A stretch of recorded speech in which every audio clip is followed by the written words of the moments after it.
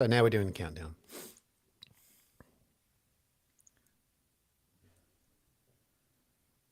Well, kia ora koutou katoa and welcome to the Hoon, the new Hoon on YouTube live stream.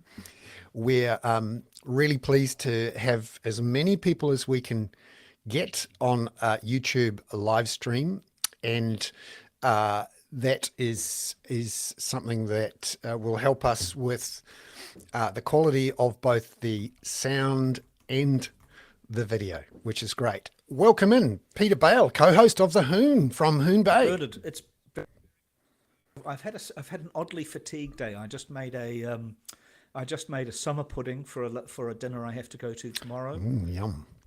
Is it bread and butter pudding? My house. It's a summer pudding with a bread base using a Jamie olive, and which a friend of mine, Robert, who I think is probably listening to the Kaka, recommended a thing that Jamie does as well, which is put glad wrap inside the bowl pit. It just comes out and looks absolutely spectacular. You're a gourmand. You come to the Hoon for not just. I mean, we know. I know. Well, I certainly am, Bernard. But you come to the Hoon for the cooking tips. Yeah, well. bread and butter doesn't have to be. Bread and butter doesn't have to be boring. Gone, I think we need to start doing this, daily at 8 o'clock. Or should we start getting up at 6 in the morning, doing a 2-hour drive time show, but only broadcasting to people with electric cars, and certainly not broadcasting to people with double cab utes? That is one way to do it. Yep. I was quite struck by that Today FM destruction this week. I know that's only one of the stories. Talk about Donald Trump, Orcas, the awkwardly named Orcas, and New Zealand's rather weird attempt to talk about coming in on. Might talk about Bibi Netanyahu, who I have found right since the beginning of the Gulf War, one of the most that long ago, international leaders. Yeah, right from that long ago, when he appeared on CNN wearing a gas mask, just to add drama to the entire thing. And then we're going to talk with Sam Stubbs. That's right. From 5:45 to nearly 6 o'clock, where you'll have a skateboarding dog. And from 5:30 to 5:45, we're going to talk to Andrew Eccleston, who is an academic who follows the whole area of Who's a lobster? An academic who follows the area of lobbyists.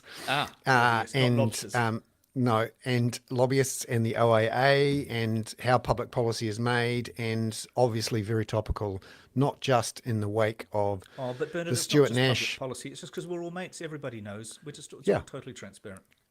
Totally. We can talk about that. That's good. And we'll also talk with Sam Stubbs about housing. I had a nice visit today in one of the many houses that are being built by Simplicity Living in Auckland. Some fascinating things.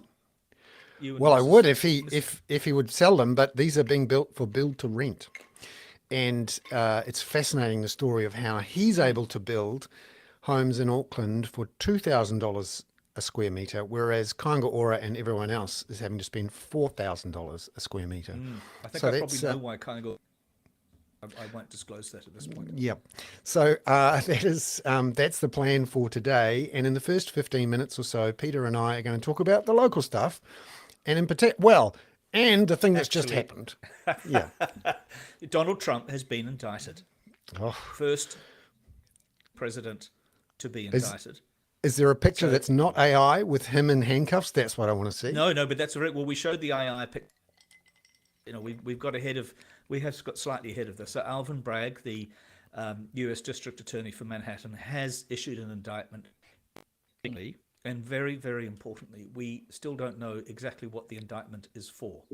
It is assumed that it's about hiding the payment to Stormy Daniels, which Michael Cohen carried out for him, and which was built inside the Trump organization. So it is not illegal for Trump to invest in his own campaign spending. It is illegal, but it is only, would appear, a misdemeanor in New York, and therefore punishable only by less than a year's sentence. Falsify business records.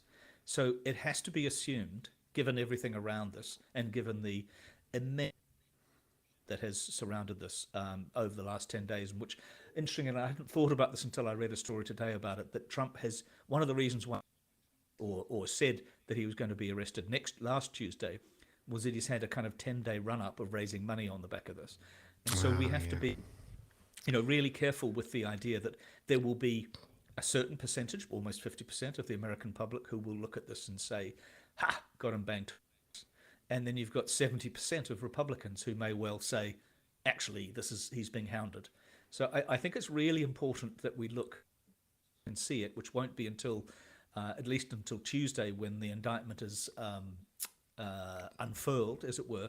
There have to be, I think, many, many more charges of much greater gravity than just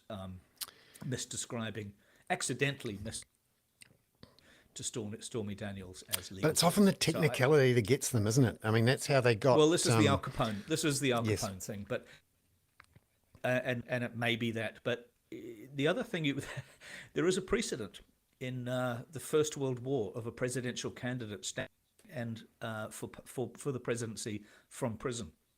There is absolutely nothing in the Constitution or precedent that Trump continuing to campaign as a presidential candidate, even if he were imprisoned, and certainly not if he's just indicted. This is going to be quite a saga.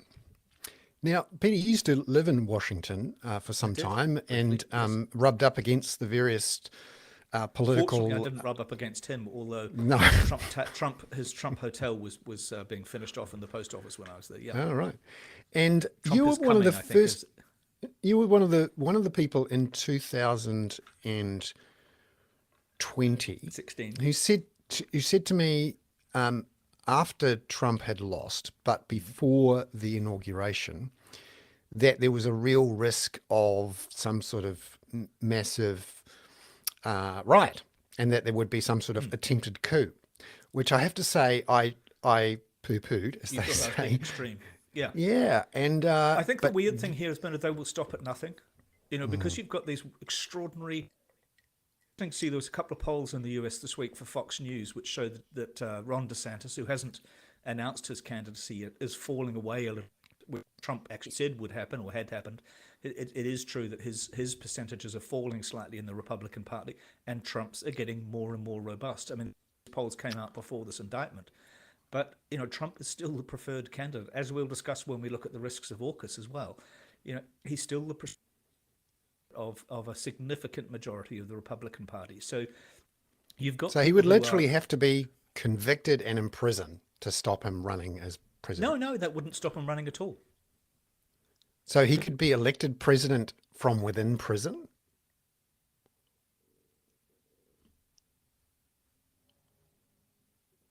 A chap called Eugene Debs, who was running for president during the First World War and was convicted in the First World War. He was a socialist, and he ran for the presidency, having been convicted and doing it from jail.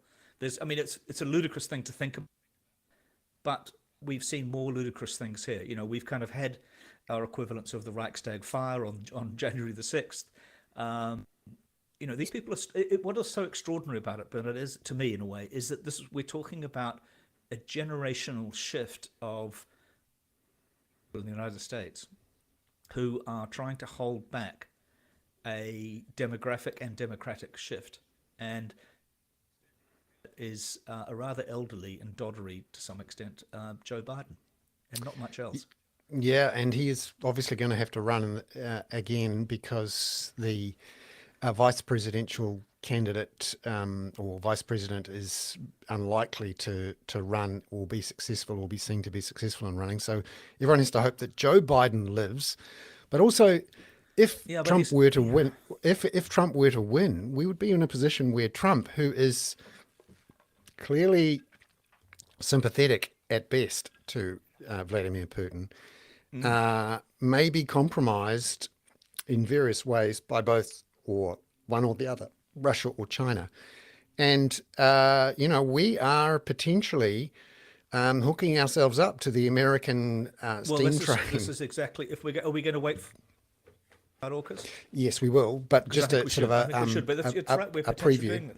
And if we also think about in my spin-off about the resurrection, and by that I mean the resurrection of Bibi Netanyahu, who one thought had a stake through his heart, and then Donald Trump, who you just think could not possibly recover from the scandals, but of course does every time, and of course was not convicted, as it were, in the U.S. Congress or impeached. He had the impeachment trial, but he was not successfully impeached and prosecuted there. So, you've got these two phenomena where, look at Israel, 70-year of democracy, proportional representation, a hugely sort of dynamic, slightly mad occasionally democracy. And you've got Bibi Netanyahu effectively pushing through a kind of quasi-fascist agenda with the help of his extreme right coalition partner, who famously had in his house of the man who shot 29 Palestinians in I think it was Hebron, and himself has a conviction, racial incitement. And one of the prices that for Netanyahu to shift to try and reform is always such a funny word. We talk about, it's a judicial reform. Yep, it's actually a sabotage of the role of the judiciary in Israel. But one of the prices is to create a new Israeli National Guard, which would report direct national security, who is Ben Gvir, this right-wing Orthodox guy. Creating a private military. It would be there to militia. He says it would be there to combat nationalist crime, terrorism, and enforce governance. And it is extraordinary, the history that we've all had, the support that Israel's had a lot over the last 70, 75 years. But that's to be the result. And that's why you see 6% of the entire Israeli population out protesting this. And, but Bibi is the extraordinary, like Trump, there's no bounds to his cynicism. Yeah, dramas and democracies all over the world, and ours seem relatively benign compared to that. But again, all about the power of money to influence politics and how our politicians disclose their information to the public and how much control we have over our politicians. This week, Stuart Nash was sacked unceremoniously from cabinet by the Prime Minister, and we'll talk about that later with Andrew Eccleston. Well, quite ceremoniously, he was on his last warning. Yes. But I think we'll talk when we talk to Eccleston about this. I'm not sure whether he can help us with this question that National has rightly raised. Mark Dalder, our friend at Newsroom, has also raised that the FOIA OIA requests that have been made showed that the requests for Nash's communication clearly included this communication with his two donors, and that decision went all the way up to Jacinda Ardern's office. And somehow she wasn't told. That's right. And I'm not sure that is entirely credible, but it does seem to me as the office wasn't entirely sensible with this. But then I suspect they get so many OIAs that they then when they make a poor decision, it comes back to bite them. But I think that's being rather generous. Speaking of unceremonious sackings, this one happened live on air this week with Today FM. We had Tova O'Brien breaking into programming to tell everyone that... With somebody called What did she tell him? Yeah, who I don't know. Yeah. They fucked us. Yep. You say that anyway. In fact, I was looking at a transcript of one of our sessions with Simon, our producer, and the number of profane remarks were quite high. But yes, and that they fucked us is going to go down on New Zealand broadcasting history. I thought it was a bit silly of Newsroom this week to go F ... But when the Financial Times uses the full word, the UCK, Absolutely. no asterisks. No, if the FT does it, I'm up for it. Absolutely, no FT, no fucked. But that's right. Yeah. It's a real. It's sad. It's unfortunate. But I also don't really believe this idea that they were only losing $1 million a year. But if they were, that seems 1 year after not making a huge dent in Mike Hosking and so on, although all of us would probably quite like to make a small dent in Mike Hosking one way or another. Or a medium-sized dent. They really were hung out to dry, and I was absolutely flabbergasted, Bernard, by the comment by the new acting executive that had she known the state of the books, that she never would have taken the job. Which is rather silly. Shows that Cam Wallace may not be quite the lovely chap that everybody thinks he is, which I don't think is literally defamatory, but to work at Qantas. Yes, and I actually think this is about interest rates. I think most things are about interest rates and house prices, because the real player here is Oaktree, the private equity company that owns MediaWorks. They've had to deal with a massive increase in interest rates. Their whole model is based on cheap debt being used to leverage up some equity to quickly build some profitability back into a company and flick it on for a massive leveraged capital gain. That all works when interest rates are naught, but when they're nearly 5%, the pain is extraordinary. And it wouldn't surprise me if they've just decided to clear the decks and try and just slash costs, because that's the model for private equity and media. But Bernard, what actually is MediaWorks they don't have the TV business. It's really It's music radio, and that's one of the factors here, is that the driving forces in the radio part of the business are really all about music. And then it has outdoor advertising, which is an interesting area. Is now essentially run by Oaktree, isn't it? Owned by Oaktree more directly. No, I'm pretty sure in New Zealand it's owned by MediaWorks, but it is part of the model there for MediaWorks to try to sell jointly radio and outdoor. Yeah. Outdoor's been completely transformed in the last couple of years by all these electronic billboards, which they all thought was a great idea at the time, that they'd be able to sell television advertising for billboards. But of course, everyone worked out very quickly you could sell. Of course, that increased the volume and reduced the price. It's great to see Robert Patman join us. Thank you very much, Robert. I seem to have just dropped out. No, we've got you back. Right on. Dropped out of being a professor at Otago. No such luck. Yeah, no, it's lovely to see you, Robert. Thank you very much for joining us. Great. And we were just sort of previewing this session. There's a lot of things that have happened this week. Yeah, Peter, you wanted to talk about Israel and what's going on there. Well, Robert, it's we ask you to talk. I mean, you are a professor of international affairs. We sometimes want to talk to you about affairs, and then sometimes we want to talk to you about international things. The whole idea is, or has been, as a kind of remarkable proportional representation democracy that brings together all of those. There's something you could say about Israelis, which is what they say about Romanians. Is that more than two Romanians is a schism? And you're invited into it. How do you read this kind of potential to redefine what Israel is, both through the Supreme Court reforms, as it were, and this further decision to try and create a national guard, as it were, underneath of the right-winger Ben-Gvir?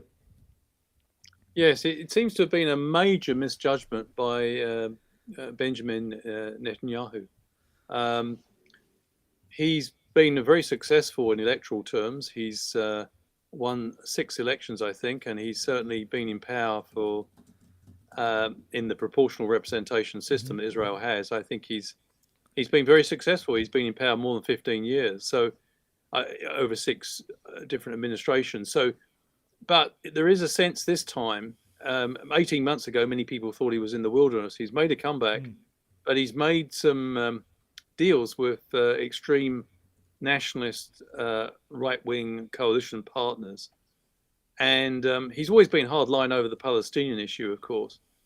But he's, some commentators believe that he just didn't have a particularly strong interest in constitutional matters in the same way that he does in economics and diplomacy and security, and may have taken his eye off the ball and therefore not anticipated the reaction. So is it your view, Robert, as it is mine, that this will, within the next 3 to 4 months, lead to another election? It could do. And what's very interesting is that Joe Biden, the American president, is making no secret of the fact that he's not happy with Netanyahu's leadership. He's asked Netanyahu to back away from this. Netanyahu's effectively said no and told America to mind its own business, which is interesting given the fact that the United States gives Israel about a $4 billion subsidy every year at the beginning of each year, unusually. So it gets the interest on the money given. So, yeah, I mean, this is it's very interesting. When Biden was asked if he would be seeing Netanyahu soon, he said not in the near future. So, Netanyahu, as you know, just loves to be there, loves to be treated like like he feels he is. It's a very complex one. I found writing about this week, I had somebody complain to me that I wasn't addressing the Palestinian issue well enough while describing the dynamism of the democracy. But it's in a sense, if the Palestinian Authority was any stronger, this would be an even more dangerous moment. Yeah, but it's no excuse for the fact that under Netanyahu, the occupation of the West Bank has carried on relentlessly. And there have been legal decisions which have effectively been contrary to Resolution 242 of 1967. So, I think the Israeli settlers now in the West Bank number more than 500,000.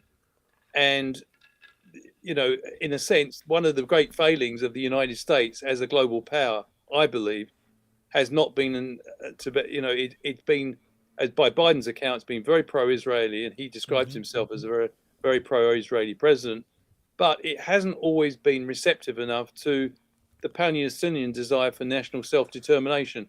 And this is a big issue because it doesn't just confine or concern what the Palestinians think of the United States. It's what the rest of the Arab world also think, because they see this as a bit of course, Robert, he has done accords with Donald Trump.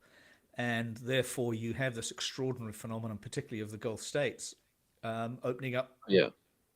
And I'm not trying to. And you're quite right, Pete. Palestinians have been rather hung out to dry. You're right to raise this point. Unfortunately, most of the Arab states, including the Gulf states, pay lip service to the Palestinian cause, but have done very little to advance it. But all I'm saying is that it's interesting now that we have a pro-Israeli administration, the Democrats under Biden. And the Biden administration and Antony Blinken, the Secretary of State, have not in any way hidden their irritation with Netanyahu's leadership. Netanyahu may be banking on Ron DeSantis or Donald Trump making some sort of return to the White House in 2024. It's no secret that Netanyahu really liked Donald Trump enormously, and vice versa, apparently. So. Well, I think they just feel. I think Netanyahu feels as though he can manipulate Donald Trump because he's probably like Mr. Putin. I mean, he's not. The amazing thing about Netanyahu, and I was thinking about this. I sometimes wonder whether I'm unfair about him. I've always loved and I put it in my spin-off thing this week, the off mic, the accidental hot mic thing with Obama and Sarkozy, where they both start talking about Bibi Netanyahu, and Obama says to Sarkozy, "You an asshole or liar.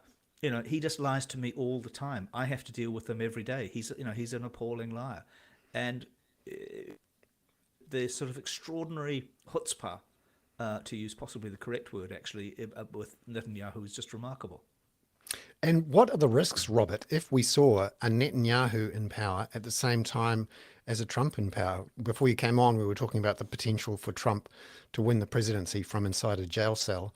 So what are the risks for the world, if you like, of that? Because you've got Iran in turmoil, you've got Saudi Arabia throwing its weight around, Israel, flying jets and taking out various buildings and people whenever they feel like it in various parts of the Middle East. I mean, how could this? What could that look like for the world? Well, I think the damage to the United States was that its reputation as a superpower would diminish further. I do not think there is an awareness within the United States that its position with respect to the Israeli-Palestinian conflict has hurt them. You talked, as I have, American senators and journalists, and at times you get a feeling that America operates as if it's in a world unto itself, and that if America decides on something, well, the world will go along with it. And I'm sympathizing enormously, and I know a lot of Americans don't take that view. But at the moment, and a couple of scholars, John Mearsheimer and Stephen Walt, made this point in a very important book many years ago, which they got much criticized for, the Israeli lobby. They more or less got cancelled before cancellation was... Robert, they more or less got... I mean, I find that one of the most extraordinary events. I mean, because it was... I think we need to explain this, because I've referred to it a few times, but it's the extent to which US foreign policy had been driven by Israel since 1947, right? And they showed that Israel was a key factor in the illegal invasion of Iraq, and also a lobbyist for a tough line towards Iran. And one of the reasons Biden is very irritated with Netanyahu is because he hasn't forgotten when he was vice president in the Obama administration that Netanyahu led the charge to try to sabotage the deal that the Obama administration was negotiating with the Iranians as part of a multilateral effort to try to contain the prospect of Iran getting a nuclear weapon. And it's very interesting. One other thing about the Israeli thing that I think we should mention, though, before we pass on, is these extraordinary protests which are occurring in Israel. And I think the government have been shaken by the sheer scale of these protests. And and I think it's causing real strains within Israel, and it's very difficult to predict how it's going. I think Netanyahu still thinks he can prevail. He seems to have said that he wants to, have a sort of cooling off period, but apparently he said to supporters that he has no intention of backing down and will pursue attempt to have the ability to appoint judges. Yeah, I was listening yesterday to not to endorse anybody else's podcast, but a rather marvelous podcast I hadn't heard before, which includes Jonathan Friedland, the Guardian correspondent, and they were pointing out that Bibi Netanyahu's son, who is a sort of Breitbarty kind of extreme right winger, really is a very strong driving him, and appears to believe that he's plugged into the kind of true thought of Israel, as opposed to the liberal, those immense protests. Right. Yeah. Robert, while we're talking about how much we trust US foreign policy, I just thought it'd be worth talking about AUKUS Light and the potential for New Zealand to join so-called Pillar 2 of AUKUS. Andrew Little said this week he was interested in thinking about it. We haven't had a debate, really in any sort of great national sense. You've been a commentator in this space. What do you think of New Zealand joining AUKUS Light or AUKUS Pillar 2? I think the government must point out the very real advantages of doing it, because there are several disadvantages. First of all, we're told that one of the reasons the government wants to explore this option is because of the availability of cutting-edge defence technology. But let's be quite clear on this. New Zealand's already a member of the Five Eyes intelligence sharing arrangement. It has excellent bilateral relations with Australia and New Zealand and the United States, and it's also a partner of NATO. So it has quite a lot of international connections, and it seems quite strange that three English-speaking countries, which have assumed responsibility for protecting the Indo-Pacific from the Chinese threat, that they will sort of not talk to New Zealand about sort of technological options. It just seems. Look, I may be wrong. The government may have a very logical explanation for this, but there are some real disadvantages that need to be seriously considered. And that is, first of all, many countries in the Indo-Pacific are very wary of AUKUS. There hasn't been huge endorsements from Japan or South Korea, and also some countries have been openly critical, which is Indonesia, Malaysia. These countries, by the way, have no illusions about Chinese assertiveness. Now, you may say, what's that got to do with New Zealand? Well, first of all, we stand for a non-nuclear position. All members of ASEAN have signed up to a nuclear weapon-free zone in 1995, and they expressed concern about Australia triggering a proliferation of nuclear weapons in their region. So I think we have to be very careful. That's one side, but the other side comes down to economic self-interest. This country, and I think many people agree, both in the National Party and Labour Party, and probably in the other parties, needs to economically diversify. We're doing this, but we also need to connect with those. We'd like to do more business with Japan, and we'd like to connect with some of those emerging economies in the Indo-Pacific, like Vietnam. We're doing business with them, but we'd like to do more. We'd like to do more with Indonesia, a huge market.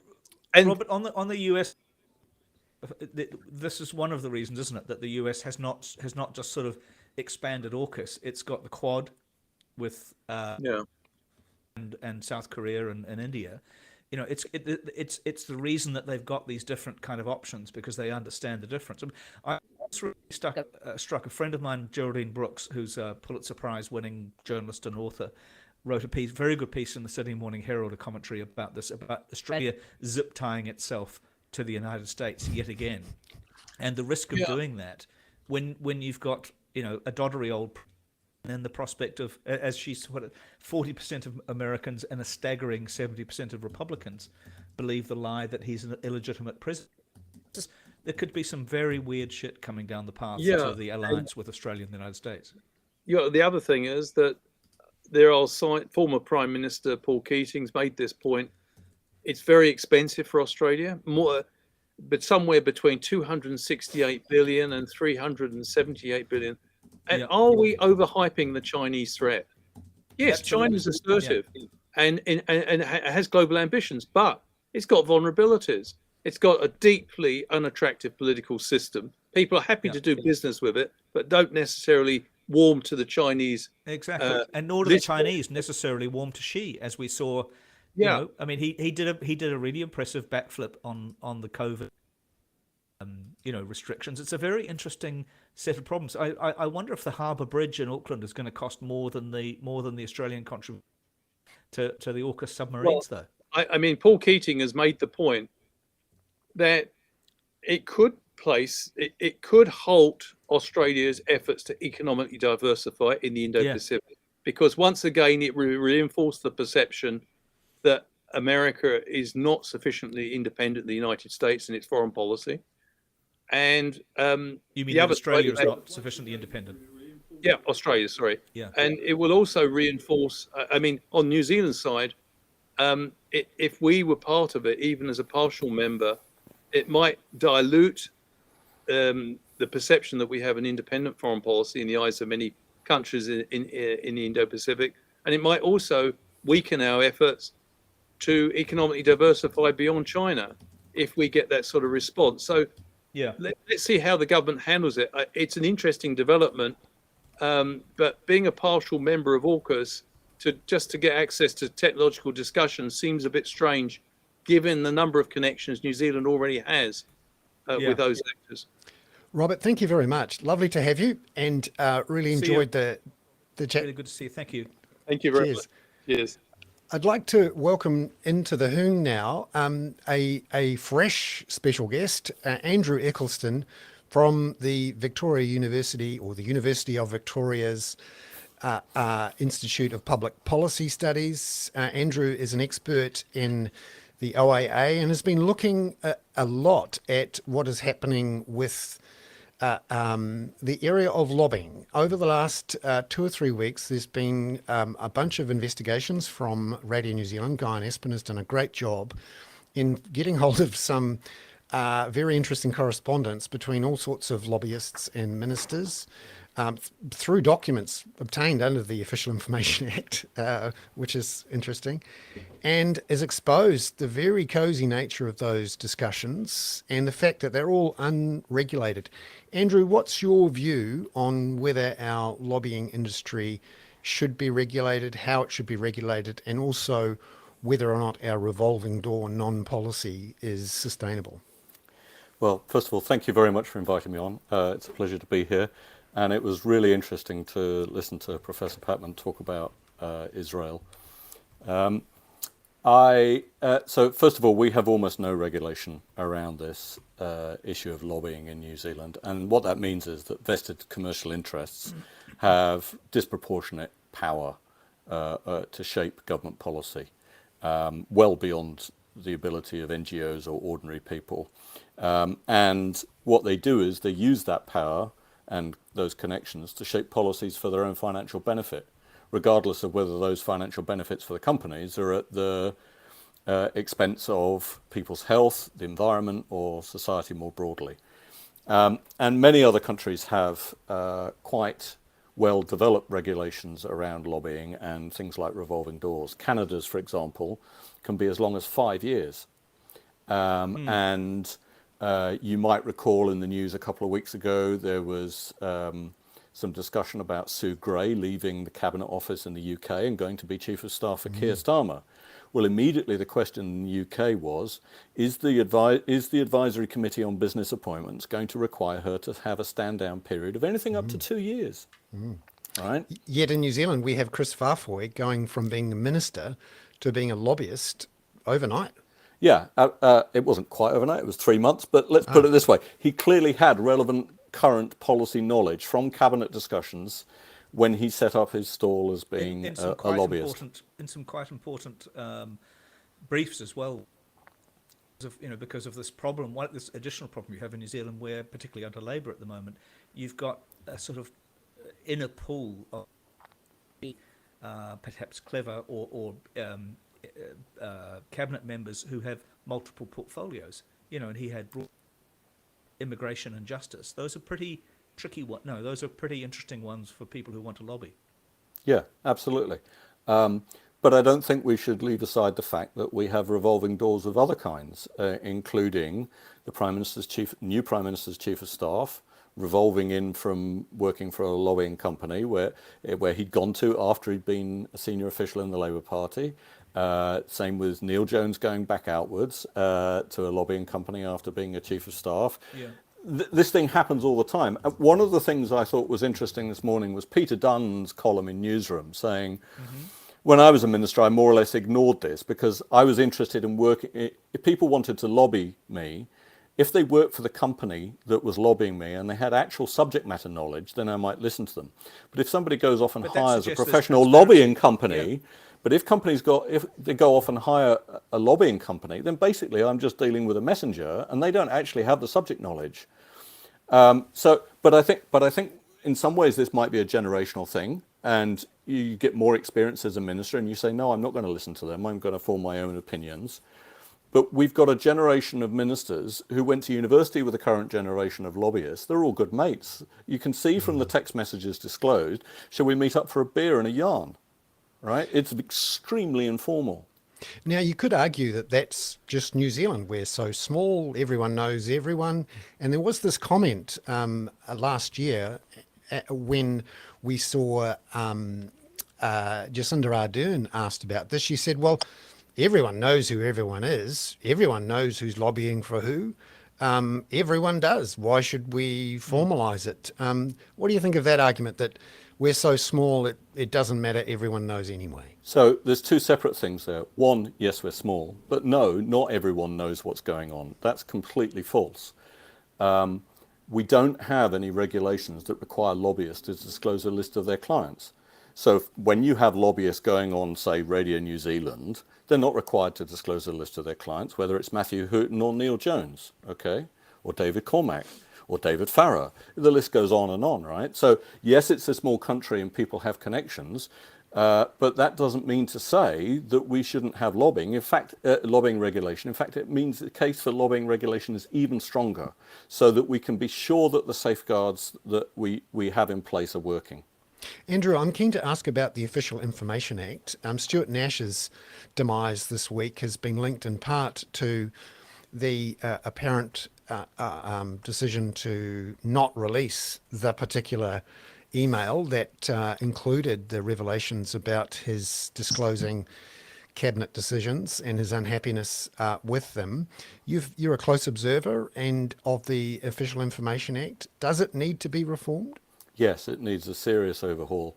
And that's where I'd part company with some journalists like David Fisher, who quite rightly is concerned about a government taking the opportunity for reform to actually weaken the legislation, which is what's happened in many other countries. And I would absolutely not say that it isn't a dangerous moment, because the moment you open the Pandora's box of reform, you may see people wanting to stick their oar in and weaken it. And generally, the longer a government has been in office, the more inclined it is to do that, because it's got more experience of the pain of dealing with requests than of being in opposition and being frustrated by government gaming their requests. So the time for reform would have been straight after the 2017 general election. I suspect Claire Curran wanted to get on with it. Whether or not she handled proposals to make those changes well is another matter. There have been some bits of OIA disclosures which suggested that she took something to cabinet but was shot down. And Andrew Little, nearly 3 years ago, said, after a previous public consultation on should we have a review of the OIA, Andrew Little was pressed by Nicky MacDonald at Stuff and said, if Labour are re-elected in 2020, Chris Hipkins and I will rewrite the OIA. So he kind of leapfrogged the whole question of should we have a review of the OIA to, yes, we will get on and rewrite it. Well, of course, after the election, he wasn't Justice Minister anymore, and Chris Farfoy put it on the back burner. So I wonder then, do we need a stronger ombudsman, or do we need a change in the way the law is currently operating? Because right now there is a military-industrial complex of sorts involving PR people, comms people in the government departments, hundreds of people who are there to block, deal with, respond to, cut out bits of OAAs. And as a journalist in the press gallery, there's an awful lot of time spent asking for things, being denied, appealing for things.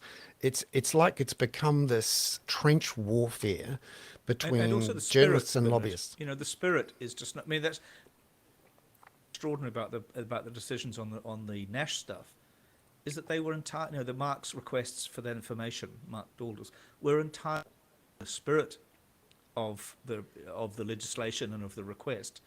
And, you know, they really had to find some, the office and Nash's office had to find some pretty extraordinary weasel words to decide that they weren't. Well, first of all, I don't think they even bothered to find some weasel words. They just flat out contradicted the law. They knew perfectly well what was going on. The more interesting question is was there a deliberate decision to provide the Prime Minister and her Chief of Staff with plausible deniability over what they'd seen about Nash disclosing cabinet information to his donors. The OIA, one of the areas where the OIA needs substantial reform is to take it off the Ombudsman. I was an investigator in the Ombudsman's office for 12 years, tried to move the needle on individual complaints where I could. Some ombudsmen were more ambitious in that area where they could be. But fundamentally, an ombudsman works by persuasion and recommendation. They don't have order-making powers. And that's why many other newer freedom of information regimes, the regulator is an information commissioner who has power to make orders that can be upheld by courts, and that if you disagree with the information commissioner's decisions, you can appeal them to an information tribunal and then on to the courts. And that's how in the UK, for example, we saw a Guardian journalist, Rob Evans, going all the way to the Supreme Court to get Prince Charles's memos to ministers on policy issues that he was bothered about, okay? But there are a number of other issues. We need penalties for obstruction of requests. So, for example, in 72 other countries, including the UK, Canada, Ireland, and Netherlands and India, it's a criminal offence if you intentionally obstruct the disclosure of information that should be released under the Act. Okay? New Zealand is in a small minority of only 38 countries that have no offence in this area. And it's long past time we overhauled that. Former Prime Minister, though, just said, everybody knows. You know, it's all just because we're all mates. I mean, there is everybody knows what, though? Transparent, because we all know each other. We're probably related to each other. That's simply not the case, because otherwise journalists would never need to file an OIA request. They'd simply talk to MPs on the tiles and over a drink in the back bencher, and nobody would ever need to file an OIA request. So it's simply not true. Yeah, no, I agree with you. Are there any OIAs though, Andrew, that are vexatious and that journalists are just trying it on? Not to crap on my own people, of course. You can definitely get vexatious OIA requests. I think journalists are more clever than to put in vexatious OIA requests. Do they sometimes put in requests that are too broadly drafted? Maybe. And that's where you start to see it taking time, because the agency's quite rightly, got the ability under the law to go back to the requester and say, well, we could refuse this under the grounds of substantial collation and research. But if you want to help narrow the scope of your request, then we can perhaps get on and deal with it. So one of the problems that, for example, bedevils the US Freedom of Information Act is that there is no grounds for refusing on the basis of substantial collation and research. And so the average time for getting an FOI response out of the federal government in the US is about 6 years. Right? And there are people with requests that have reached their 17th birthday. Right? So when people talk about delays here, right? Delays are not our worst problem. Our worst problem is that the withholding grounds in Section 6 are not subject to a public interest override, for example. We don't have a legal regime for proactive disclosure around things like cabinet papers or policy advice or ministerial diaries or lobbying contacts that, if that weren't complied with, you could go to an information commissioner and say they're not complying with the law. Again, many other modern freedom of information laws include regulation on proactive disclosure, including over the ditch in Australia. Andrew, thank you so much for coming on and enlightening us on this area. I agree with you. There needs to be regulation of lobbyists. Bernard, we also still quite like the idea of a gigantic loop between journalism and lobbying, so that we can go in, make money, come back. Yeah. Well, we're not the only one I've ever done that. Well, actually, Peter, one of the most pernicious forms of revolving doors is actually journalists going into work for ministers as press officers, right? Because they we know nobody who's ever done that. Because they get to help shape public perception of what are the issues. And I'm very glad and grateful to the supporters of the Kaka, so that I don't have to do that. Thank you very much. Yeah, Andrew, thank you. Lovely to have you. Are there a couple of government ministers who subscribe to the Kaka? The whole cabinet. It's lovely to see them. Exactly. Good. Yeah. Thank you. Well, I'd like to bring in Sam Stubbs now.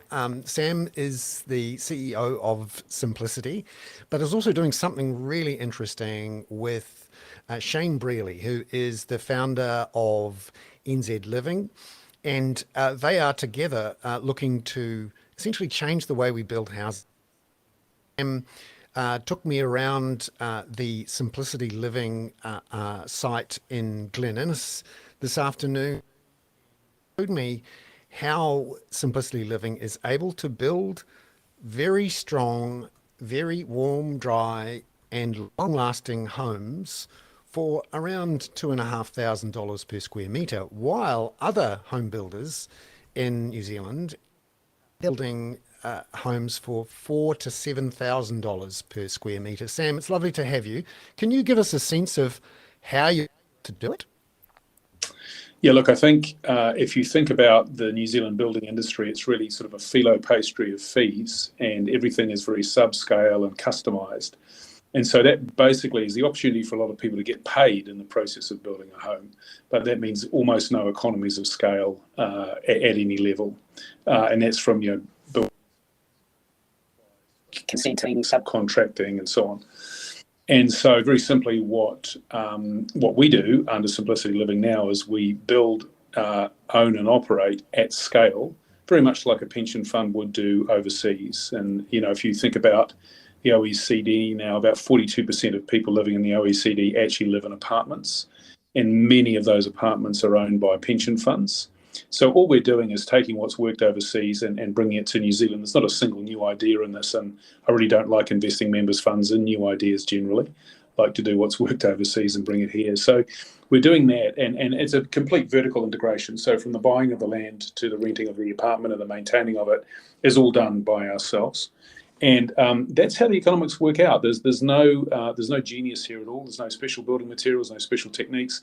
We just build good old-fashioned buildings out of concrete and brick. and we build them and operate them to scale. It's I'd Sam, like. do you want us to introduce you to Nicola Willis, just in case she's the next? Yeah, we can have you on for a gin and tonic, because my impressions. I mean, we've had you on a couple of times. You and I don't know each other yet, but yeah. other than having been on this, but my impression is that you and Mark Todd at Ockham are the two most imaginative people in this critical area of housing. Yeah, look, I mean, think he's at a slightly different end of it in a way, but it's just extraordinary what you're achieving. Yeah, it's interesting, isn't it? So, Mark and Ockham are building beautiful buildings, but they're quite pricey, but they're beautiful and at scale, and they're wonderful. And then we're at almost at the other end of the scale, where we're building buildings which are sort of lower spec, but still, I mean, Bernard, you saw on this afternoon, still perfectly livable for the vast majority of New Zealanders. And it's interesting, it's tragic in a way that there's only two of us out there in a market which is so desperately short of housing. So, however, hopefully we will get this connection between the KiwiSaver savings and the many billions of dollars which we will be saving, and get it into some sort of scalable construction and start to build homes that everyone can live in. So, sort of one of those things where you can talk about it forever, but let's just get off our chuffs and do it. Bernard wants to talk to you about Glen Innes, which is not something international affairs doesn't usually include. How many homes has Simplicity built since? Well, we started this, about 18 months ago, and we've got our first 170 ready for renting. They'll all be lit up by July this year, although the first one's part of the project. Yeah, but the whole of Simplicity. Just part of it. But this is just the first two projects, and then we have land for another approximately 800 already bought on the private market. And at the moment, we can build about 250 homes a year, but we want to scale that up to about 1,000 homes a year within 3 years.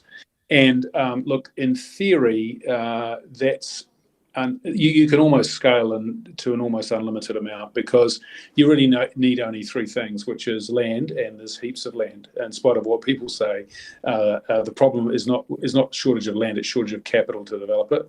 But you do need that money, and that's where we come in. And you also need construction capacity as well. But well-organised construction capacity is pretty easy to scale up. If you, just like any other industry, if you just provide a long-term visibility, a pipeline, certainty, people scale up. And the sort of trades we're building are just everywhere. Concrete, electricians, plumbers.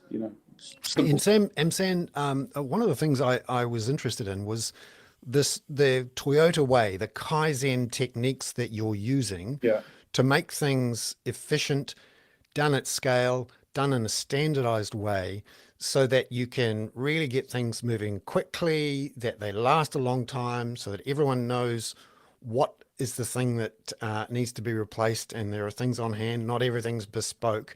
But what I was really interested in, having worked in adjacent to the software industry and the idea of open source coding, you're sort of inventing an open source coding for this Kaizen way for building medium density, aren't you?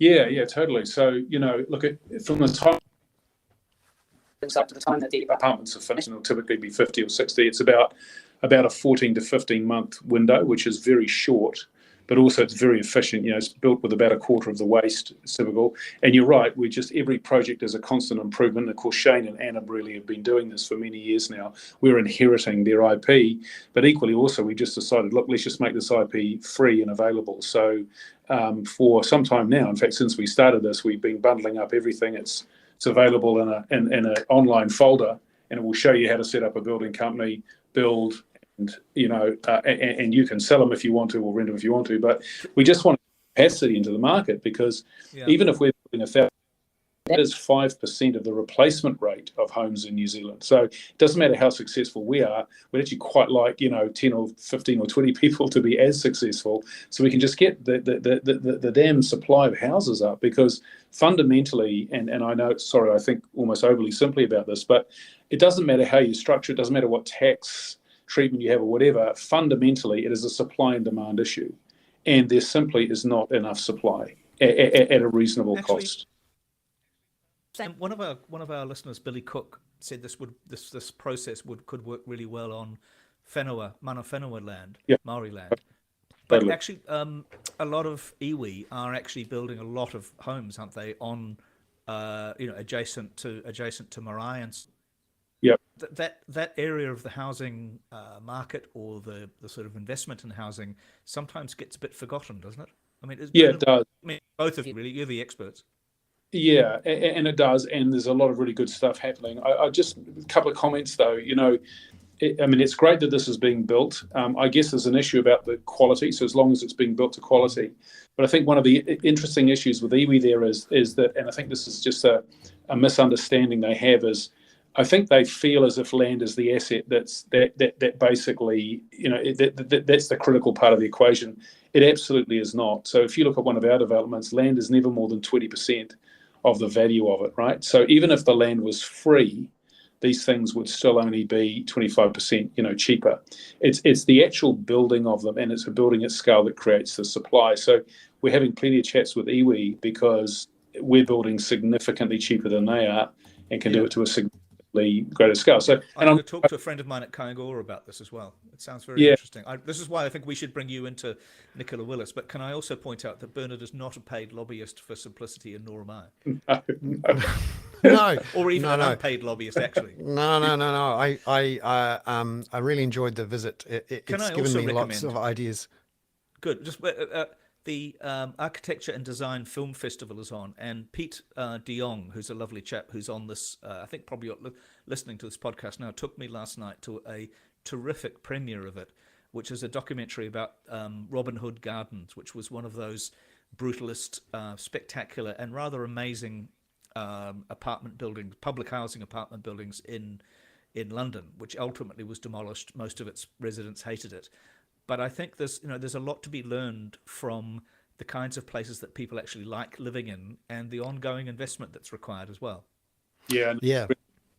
So we spent heaps of time going through, London, Berlin, Paris. There's a whole lot of actually examples of this in the OECD of where it works.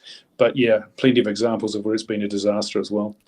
Now, Sam, you're also a veteran of the banking industry and the finance industries. This week, we got information showing that the banks were receiving billions of dollars a year in interest payments from the government, not to mention $19 billion worth of subsidized loans from the government or the Reserve Bank. You're not quite competing with the banks, although you are obviously in the funds management area. What did you think of this? Oh, I thought it was farcical. I mean, I thought for a long time that the funding to lending program was kind of crazy, in the sense that it may have made sense when you're in an absolute panic, so that you want credit in the economy, so you give it to the banks for nothing. But now to have that program rolling on, and it's completely within the control of the Reserve Bank to cut the cord on that. So, I've had Reserve Bank moves, but not at this case. I think it's just absolutely mad.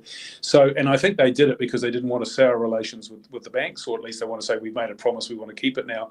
Of course, that's just been Christmas for the banks, as you can imagine. Free money, which they then on-lend, and they either don't on-lend it, in which case it's cost them nothing, or they lend it on to low-risk projects that they would have funded anyway. So it's free money. Then this one about the Reserve Bank paying them 5% to deposit cash because they don't want that money in the economy to make the world overly inflationary. I mean, I'm kind of flabbergasted, because I think the conversation we're having is, if they're paying 0.5% or 1% because they wanted that money to be parked and out of the economy, that kind of makes sense if you have this macroeconomic view that you don't want banks lending to stimulate growth and inflation, right? And the banks at 0.5 or 1% would probably, not have done that, and they would have gone off and done something else. But they could have equally parked it in, private sector bonds and got that 5%. They would have found a way of maximising the returns. But they get to park it with the Reserve Bank. It says, we'll take as much cash as you want, we'll give you 5% return on it, right? I mean, this, hello, and I can understand it down in Wellington.